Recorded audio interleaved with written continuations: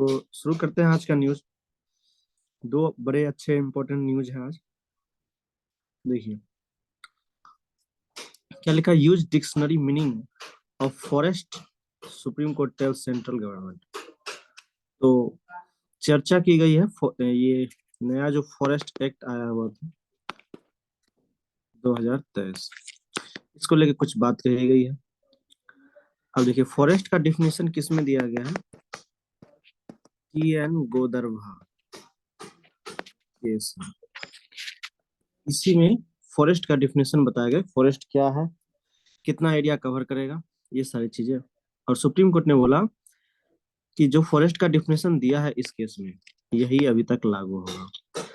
तब तक लागू होगा जब तक स्टेट और यूनियन टेरिटरी जो है क्लियर नहीं कर दे कि हमारे रिकॉर्ड में कौन सा फॉरेस्ट लैंड है या नहीं। चलिए अब समझते हैं केस क्या है। The supreme court on Monday in A significant order directed that the expression forest will continue to have a broad and all encompassing meaning for the time being and include 1.97 lakh square kilometer of undeclared forest lands। तो देखिए क्या कहा है कि broad रहेगा, मतलब व्यापक रहेगा, और सर्वव्यापी रहेगा। फॉरेस्ट का जो मतलब है TN गोदरभा केस में, जिसमें जो है कितना जमीन है तो 1.97 लाख स्क्वायर किलोमीटर। ये क्या है, अनडिक्लेयर फॉरेस्ट लैंड है। बाकी तो जो है सो है, उसके अलावा अनडिक्लेयर फॉरेस्ट लैंड भी इसमें शामिल है। अब देखिए क्या कहता है, एक तो हो गया कि फॉरेस्ट जो है डिक्लेयर, एक क्या है कि सरकार जो है 1980 के बाद, ठीक है ना, ये आगे लिखा हुआ है, जो नया सेक्शन आया है ना उसमें कह रहा है सेक्शन 1A जो है ये फॉरेस्ट एक्ट 2023 का, तो इसमें फॉरेस्ट को दो भाग में बांटा है। एक है डिक्लेयर्ड फॉरेस्ट, मतलब जिसको बोल दिया कि हाँ ये फॉरेस्ट है। एक है land recorded as forest in government records after 1980, वो भी फॉरेस्ट है जो 1980 के बाद सरकार के रिकॉर्ड में क्या है कि वो जो लैंड है किसके लिए है, फॉरेस्ट के लिए। मतलब ऐसा नहीं कि जंगल है तो तभी फॉरेस्ट होगा, पेड़ पौधे लगे हैं। अगर सरकार ने एक्वायर किया हुआ है कि ये फॉरेस्ट के लिए होगा तो फॉरेस्ट ही रहेगा। तो सरकार ने क्या बोला कि यही कंटिन्यू रहेगा। अब देखो इसमें विवाद क्या चल रहा है, मतलब इसमें जो पिटीशन डाला गया है वो ये कह रहा है कि सरकार इसके थ्रू क्या कर रहा है, कमजोर कर रहा है, मतलब फॉरेस्ट को कटाई कर देगा। कि सरकार बोल देगा कि हम जो है इतना ही जमीन रखे हैं फॉरेस्ट के लिए, बाकी फॉरेस्ट के लिए नहीं है। तो ये चीजें पिटीशन डाला गया किन्हीं के थ्रू, तो उसी पे सुप्रीम कोर्ट ने बोला कि ऐसा नहीं है, जो ये TN गोदरभा केस है वही रहेगा फॉरेस्ट का मतलब, ठीक है ना, उसी के अनुसार चलेगा।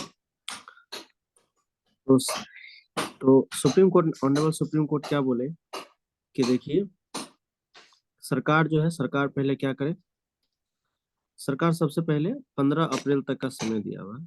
पहले वेबसाइट पे आप जो है ये डिक्लेयर करिए कि कौन सा एरिया फॉरेस्ट के लिए आपका है नहीं है, पहले सारी चीज क्लियर करिए फिर इस पे बात करिए। तो 15 अप्रैल के बाद जो है इस पे बात होगी। उसके बाद एक और चीज बोला गया है कि चिड़ियाघर को अप्रूवल कर लीजिए। तो चिड़ियाघर या सफारी, तो इस चीज का अगर एस्टेब्लिशमेंट करना है तो टॉप कोर्ट, तो बिना टॉप कोर्ट के क्या है, बिना कंसेंट के जो मतलब एस्टेब्लिश करने का परमिशन नहीं मिलेगी। दूसरा देखिए साइंस से रिलेटेड न्यूज है, अच्छी न्यूज है। इसमें जो बात की गई है ना, इनके बारे में बात की गई है। SN सत्येंद्र नाथ बोस, ये क्या है तो इंडियन है। उसका मैथमेटिशियन है, और क्या है जी, फिजिशियन, फिजिस्ट, फिजिस्ट मतलब फिजिक्स के नॉलेज। देखते हैं इसका सत्येंद्र नाथ बोस क्या है, तो इंडियन मैथमेटिशियन और फिजिस्ट है, स्पेशलाइज्ड।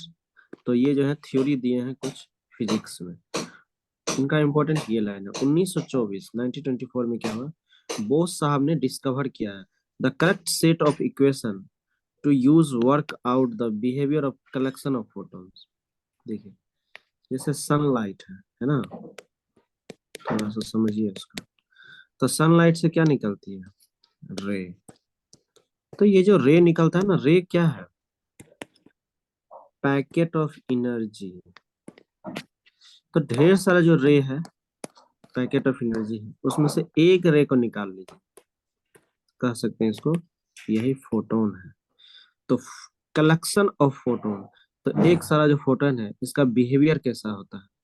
तो फोटोन क्या होता है जी, तो लाइट और हीट दोनों होता है इसमें, सनलाइट में। फोटोन जो है इलेक्ट्रोमैग्नेटिक वेव्स होता है। तो समझ जाइए, आप ये समझिए कि फोटोन का बिहेवियर कैसा है, ठीक ना। जब ढेर सारे फोटोन रहेंगे एक साथ तो उसका बिहेवियर कैसा है, इस चीज के लिए करेक्ट इक्वेशन दिए थे कौन, सत्येंद्रनाथ बोस। और इसी के वजह से जो मॉडर्न क्वांटम समझते हैं पूरी दुनिया, मॉडर्न क्वांटम साइंस, इन्हीं की वजह से हुआ है। मतलब इनमें जो है इजिली लोगों को कंसेप्चुअल समझ में आने लगी, कब, जब बोस साहब इस चीज का खोज किया था, ठीक है ना। तो क्वांटम साइंस में क्या है, बहुत बड़ा रोल है सत्येंद्रनाथ बोस का।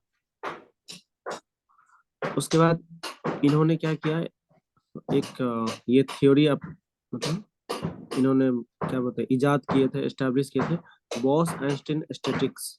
ये एक लॉ है क्वांटम मैकेनिक्स का, जिसमें क्या कहता है कि एक पॉली एक्सक्लूजन प्रिंसिपल है, ठीक ना।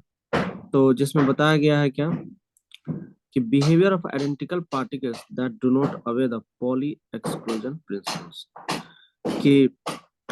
कि मतलब एक क्वांटम मैकेनिक्स का लॉ है ये, जो क्या करता है, पॉली एक्सक्लूजन जो प्रिंसिपल है उसको फॉलो नहीं करता। ये खोज किए थे। फिर उसके बाद despite being initially rejected by journal. अच्छा ये क्या हुआ, इनका जर्नल जो है, जो ये थीसिस लिखे थे, ये रिजेक्ट कर दिया गया था। तो फिर ये पब्लिश कैसे हुआ, तो इनका जो थीसिस है उसको जर्मन लैंग्वेज में चेंज किया गया। तो जर्मन लैंग्वेज में ट्रांसलेट किसके द्वारा किया गया था, अल्बर्ट आइंस्टीन के द्वारा। फिर इसका जो है पब्लिश हुआ था पेपर। तो ये बहुत बड़े साइंटिस्ट थे। तो इनको जो है ये आइंस्टीन साहब का नाम सुने होंगे आप लोग, तो ये इनसे मिले हुए थे और इन्होंने बहुत मतलब अप्रिशिएट किया था इनके डिस्कवरी को।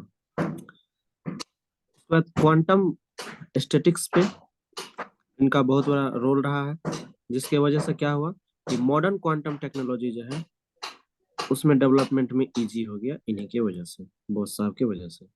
उसके बाद भारत सरकार ने इसे पद्म विभूषण अवार्ड दिया। पद्म विभूषण अवार्ड क्या है, तो सेकंड हाईएस्ट सिविलियन अवार्ड है भारत सरकार। फर्स्ट कौन है जी, भारत रत्न। भारत रत्न, याद रखिए। तो ये आज दो ही इम्पोर्टेंट थे हमारे लिए, ठीक है। नेक्स्ट कल देखते हैं।